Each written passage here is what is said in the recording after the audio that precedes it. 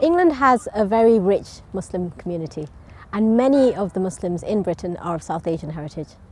But when did that community start?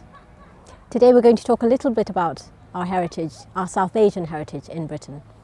To understand and harvest the legacy of our forebears, we have to understand when those seeds were first planted. We've discussed how Queen Elizabeth began the relationship with the Islamic world, with the Ottomans and the Moroccans. During Queen Elizabeth's reign, she also established the East India Company in 1600, but she didn't really pursue the relationship with India because she was focusing on the Ottomans. It would be her successor, King James I, who would establish relations with the Mughals in India. In 1607, the first English ship sailed direct to India, and that was captained by Sir William Hawkins. And he was a Turkish-speaking traveller and trader, and he went to the court of Emperor Jahangir to negotiate a trade treaty. Now, he didn't succeed in negotiating a trade treaty, but what he did succeed in was marrying an Indian lady. Mariam Khan was a Christian member of Jahangir's court, and she was the daughter of one of Jahangir's late courtiers. So the emperor actually arranged this marriage for William Hawkins. However, William Hawkins, so he created a partnership for himself, but he didn't succeed in creating a partnership for his country. So King James I then decided that it was time to send a formal ambassador. The first English embassy to reach India was in 1615, and the ambassador's name was Sir Thomas Roe. Roe stayed in India until 1619 to negotiate a trade treaty with the court of Jahangir. He did not succeed, but his arrival in India in particular was a reflection of things to come, and he kept it in detailed notes in his diary.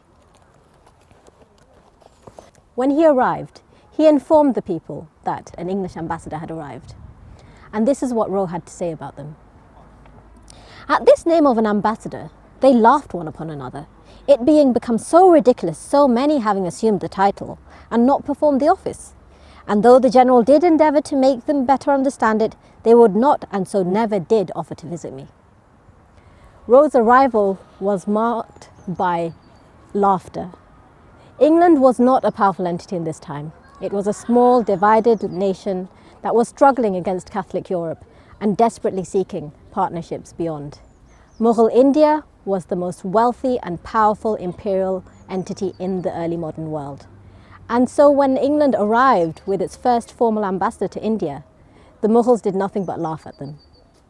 Things didn't get better for Roe at court. He attended the court of Jahangir for 4 years, and he struggled to secure a trade relationship with them. Ultimately, he did not secure a farman. But one thing that he did experience was that he discovered that in Mughal India, a lot of decisions were made not by the emperor, but by his chief empress, Nur Jahan.